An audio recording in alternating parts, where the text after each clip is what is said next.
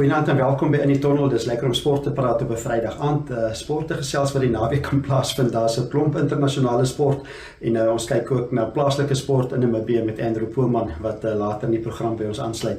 En Stadionspele is die groot nuus. Dit was die openingsseremonie gister gewees. Dit het begin in Birmingham in Engeland en ons gaan weer 'n bietjie nader bekyk wat daar gebeur en Andrew Poelman gaan ook gesels oor wat in Namibië se atlete is in aksie môre en oormôre.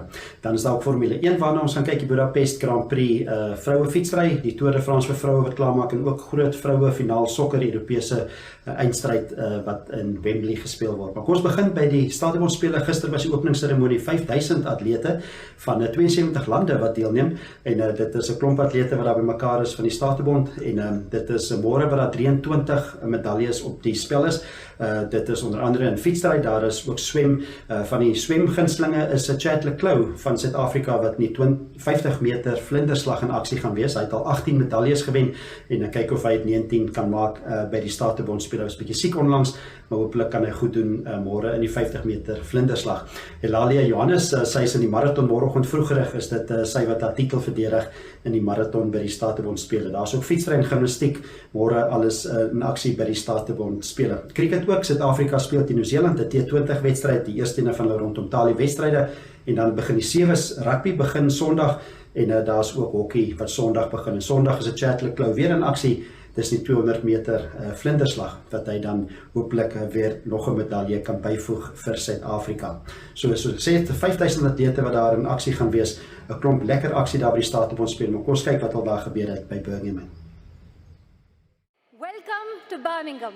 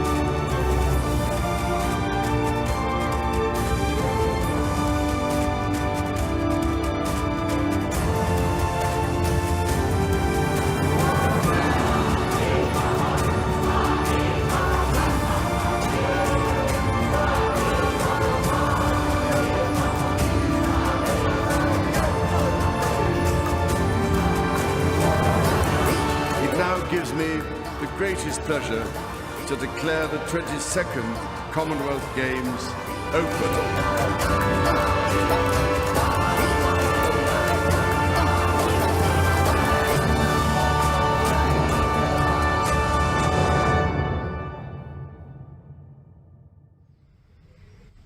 Ja, dan lekker aksie daar by die Statebondspele. Dit is tot die 11de Augustus Statebondspele. Hooplik kan Suid-Afrika en Namibië goeie medaljes inpalm en 'n klomp medaljes inpalm. Sterkte vir Eulalia Johannes met die marathon môreoggend. Ook fietsrynuus, dit is die Tour de France vir vroue, die Tour de France Femmes wat plaasvind. Dit maak Sondag klaar. Dit is die 6de, die 7de en die 8de skof. Albei gaan in die berge wees. Dit is 127 km Saterdag, 123 km Sondag. En dit is 'n moeilike skof. Marianne Vos van Nederland wat nog die voorloper daar is. Sy is een van die gunstlinge nog steeds om aan die einde Sondag die titel te wen. Die titel as Tour de France wenner, Tour de Femme 2022. Suid-Afrika is Ashley Moelman-Pasio wat ook baie goed doen. Sy was 5de algeheel gewees nog so voor die naweek en hopelik kan sy ook Sondag nader kruip aan 'n podiumposisie. Sy was so 51 sekondes agter Marianne Vos gewees. Ons bly by vrouesport en dit is lekker sokker. Dit is 'n groot Europese finaal. Dit is 'n UEFA finaal. Dit is Engeland wat speel teen Duitsland en daai wedstryd word gespeel by Wembley. Volgepakte Wembley het verwag 86.000 mense by Wembley. Dit was Engeland wat in die semifinale baie goed gedoen het. Hulle het vir Swede geklop met 4-0 om in die eindstryd te wees en dan is dit Duitsland wat vir Frankryk 'n moeilike wedstryd met 2-1 uitgeskakel het. So die eindstryd Sondag aand is Engeland wat speel teen Duitsland. En kom ons luister wat sê die afrigter van Engeland. Sy is van Nederland, haar naam is Serena Wiegman en sy is die afgelope paar jaar die afrigter van Engeland en kom ons hoor wat sê sy veral van die verwagtinge van Engeland so voor die groot uitstryd. Dit is die komende naweek of komende Sondag in Wembley. Yes, we already noticed that a little bit, of course. And yeah, we said before the tournament, and we still say that every time, that we want to inspire the nation. I think that's what we're doing. And we want to make a difference. So we hope that, that we got everyone so enthusiastic and that at the end, actually, the whole country is proud of us and that even more girls and boys will start playing football. And it would be obviously your third successive major tournament final as well as a manager. So how do you think that experience will be important for you and the players going into that? Obviously just being able to manage the situation and obviously the pressures and perhaps just level out the excitement after this game. Yeah, I think that's what we already did after the group stage, because then you come in a knockout stage and you know when you don't win, then you're out. So actually, then you played 3 finals. So today was, and well, you put quarter in front of it, but actually it's a final. And so we've managed those expectations and managed how we want to approach it and having the focus all the time. So we're not going to do anything different from that. Only now it's the final, and that's it's going to be a full Wembley. So that's pretty amazing.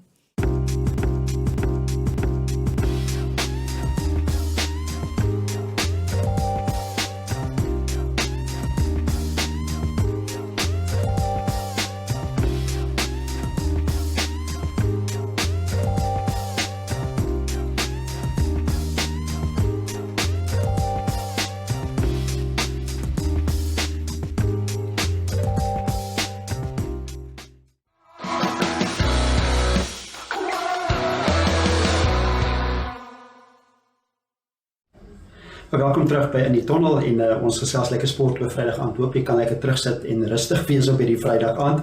En ons kyk nou wat op die sportvelde moontlik kan gebeur of gaan gebeur.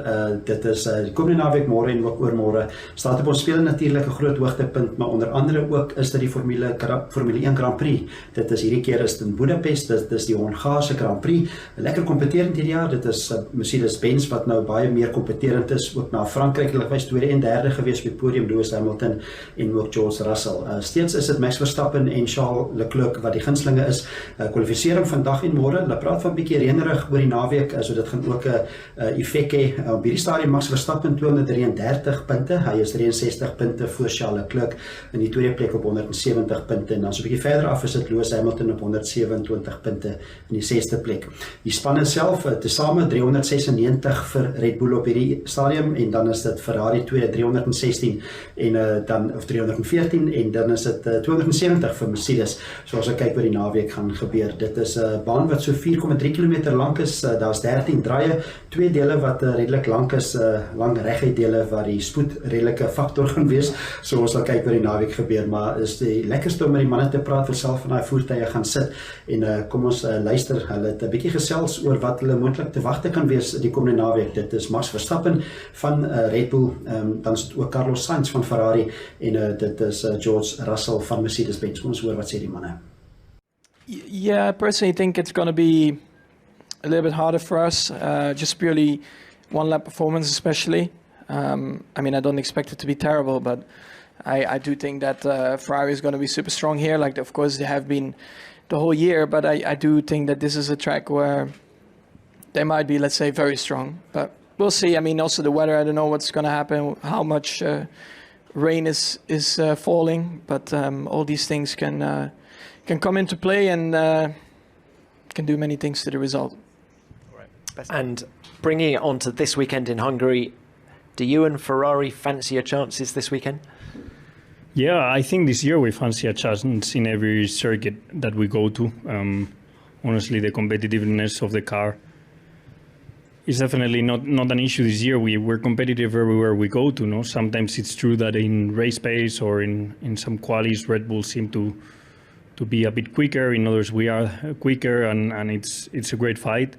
But yeah, I go into every weekend thinking we can win it, and this is no other one. So the target is the same. After hiccups at both of the last two races, how much does Ferrari need a clean weekend this weekend? We need it, but everyone needs a clean weekend. I think we all strive for clean weekends. It's just that in Formula One they are more difficult to get than what people think, And yes, we have a very competitive car. It's true that we have some weaknesses to address with reliability and everything, but it's still a long year ahead. We have something like 10 races. I don't know exactly, and I think if there's anything I've seen this year is that anything can happen in every race. It's been such an up and down year for everyone. Even if the top four seems to be consistent, then the outcome of the weekend is not always as you expect, and there's still a lot to play for and a lot to go for. Thank you, Carl. And George, we saw a great result for you and Mercedes at Paul Ricard. Do you believe that you're now close enough to the front runners to win a race if everything falls for you? We're definitely closing that gap, there's no doubt, but the 4 cars ahead of us certainly have the pace advantage. There's no doubts about that, but I think as a team we're slowly closing the gap. Hopefully after the summer break we'll have some extra things to the car, but as does everybody, so it's not going to be straightforward. We still believe we can probably fight for victories at some point this season, but I don't think we'll probably ever have the car that will be outright quickest. Ja, lekker om te hoor wat die vooruitsig is of wat hulle self dink kan gebeur die komende naweek. Hulle gaan aan die motors wees. Dit is die Hongaarse Grand Prix, dit is Sondagmiddag. Een aankondiging wat gemaak is ook in Formule 1 is Sebastian Vettel wat aangekondig het hy gaan aan die einde van hierdie seisoen gaan hy uittreë. 15 jaar wat hy betrokke was, hy het gewen 4 titels tussen 2010 en 2014. Al 4 daai jare het hy gedomineer in 'n Red Bull, 4 kampioenskappe gewen, 53 wedrenne in totaal gewen, derde op die lys agter Michael Schumacher en Lewis Hamilton.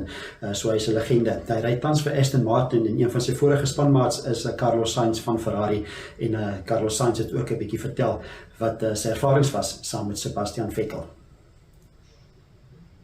Sebastian.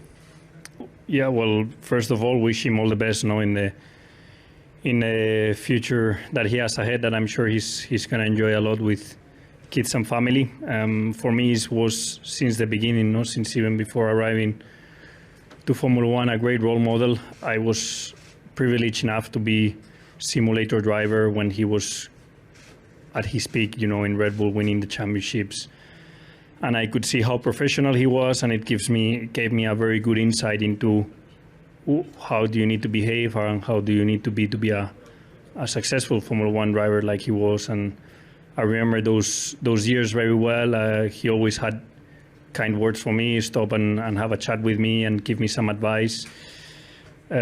He's a great role model, as these guys have said already, and he's ambassador for the sport, but not only for the sport in general, but I think also for the younger generation that is coming through, and a type of career that you would look up to, always getting on well with all the teams, with everyone, and everyone in the paddock loves him. You will not hear someone speaking bad about Seb, and I think this just speaks about his personality, his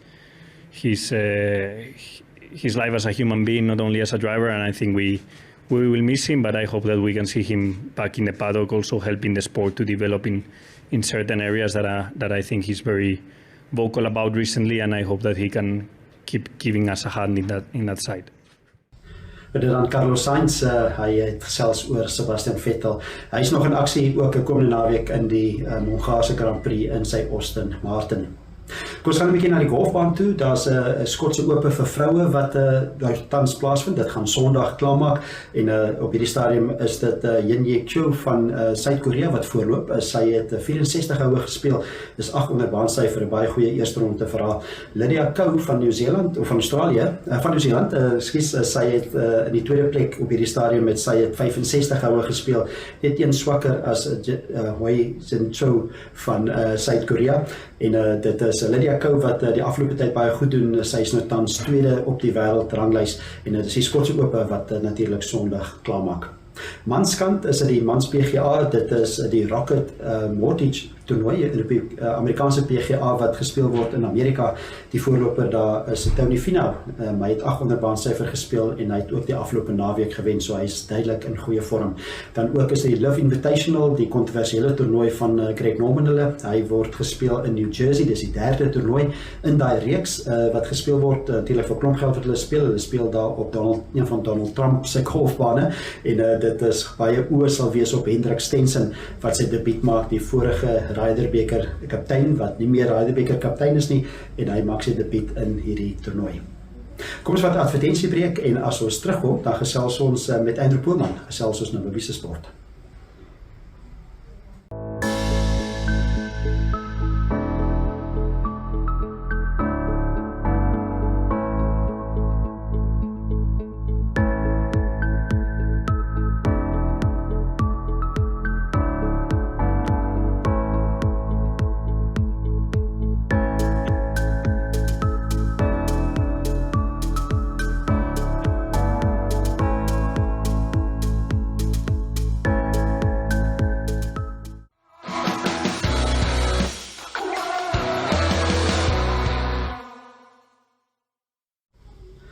Welkom terug by in die Tonnel. Hoop is 'n rustige Vrydag aand oral vir almal en ons kyk vorentoe na wat op die sportvelde gebeur internasionaal en ook plaaslik en is nou die beurt van plaaslik en die man wat die beste weet is Andrew Poelman wat in Namibiese sport aangaan, senior joernalis by die Republikein Namibia Media Holdings en Andrew Poelman gesels ook 'n bietjie staatebondspele. Hy verduidelik so 'n bietjie meer van watter atlete spesifiek in aksie is van Namibia môre en oormôre en ek dink hy verwys ook daar na Lalia Johannes wat in aksie is in die marathon môreoggend vroeg. Dan ook klaprugby, dit is klaprugby en skoolrugby wat ook die naweek plaasvind. So hierso is Andrew Poelman.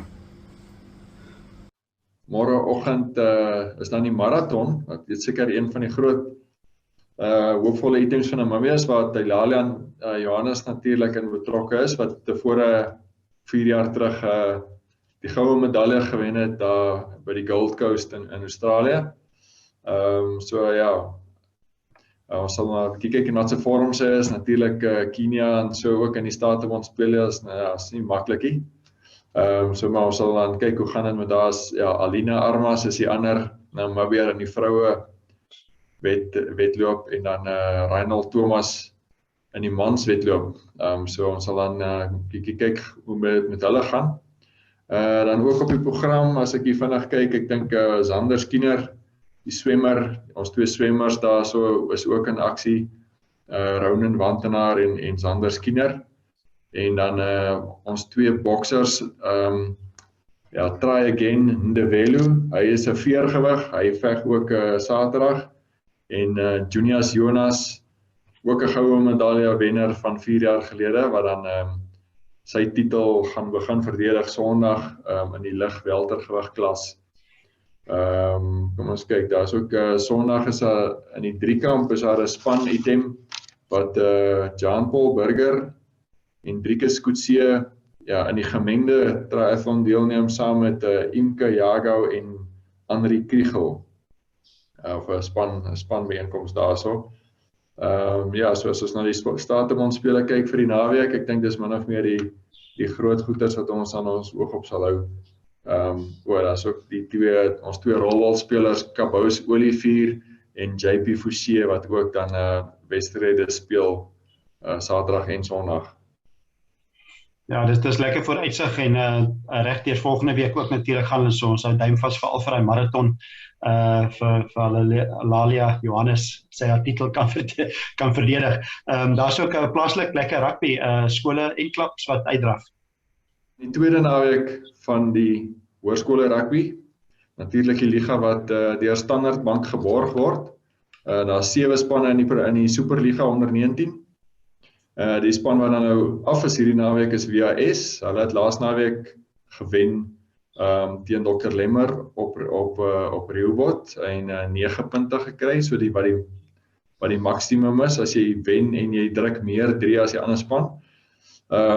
So Dr. Lemmer is dan weer die naweek in aksie. Hulle is dalk nie 'n spannetjie om te onderskat. Ek dink hulle het 3 spelers in die onder 18 akademies week gehad. Hulle speel teen Windhoek Afrikaanse privaat skool by Affies Park. Daai wedstryd se afskoptyd is 11:00 en dit is dan die ene wat ons op NTV gaan uitsaai môre van 11:00 af.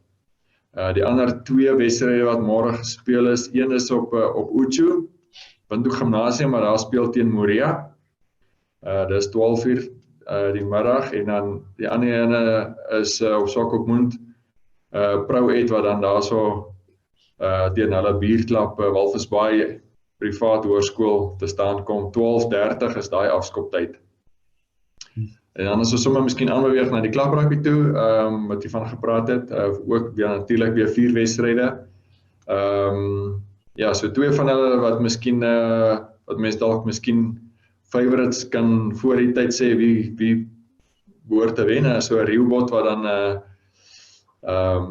die tuisvoordele teen United wat daar by hulle speel, Rehoboth wat op 32 ligapunte is in die 5de posisie en United tweede van onder af met 7, so Rehoboth behoort daarso eintlik die gunsteling te wees. En dan ook Rio Falcon wat onder in die punte lê, hulle lê besoek af by UNAM wat derde is, so UNAM wat ook daar waarskynlik goeie ligapunte kan insamel. Die twee wedstryde wat 'n bietjie nader aan mekaar spanne is, wat ook baie op die spel is. Die een is dan op Walvisbaai waar Kudus en Wanderers teen mekaar speel, die spanne wat eerste en tweede is. So Kudus op 51 ligapunte, Wanderers op 50. So dis 'n lekker groot wedstryd vir almal op Walvisbaai. Ek is seker dit sal goed bygewoon word en dit sal ook regstreeks gewys word deur ons Irongo span op die Facebook bladsy van Irongo. En dan by die Hagi Geinkop stadion is dit dan Grootfontein wat teen Western Suburbs speel. So Grootfontein op die oomblik in die 6de posisie, Suburbs is 4de. So Grootfontein is 7 ligapunte agter Suburbs. So ek dink vir Grootfontein, hulle kan, ja, dan het Western Suburbs dan nou laas naweek verloor het en niks punte kon insamel teen Wanderers nie. Ja, miskien 'n geleentheid vir Grootfontein om daar dalk 'n bietjie in te haal en hulle self in 'n posisie te plaas vir die semifinale. Ja, lekker om winnende rugby om na uit te kyk op Walvisbaai. Groot inderdaad, dit is Kudus teen Wanderers, afskop 4:15 vir die wat nie daar kan wees nie, volg dit op Irongo se Facebookblad. Die tweede spanne sal ook gebeeldsend word. Ook swemnuus vinnig, vandag al begin nie, môre, dit is in Namibië se swemfederasie se kortpad gala. Dit is in Swakopmund en in Windhoek. Windhoek is dit by Olympia by die munisipale swembad en dis van môreoggend 9:00 tot 3:00. Kom ons loop weer verder by Andrew, daar's nog sport wat plaasvind, daar's lekker groot perdewedren in die noorde, ook atletiek, hierso is Andrew Poelman.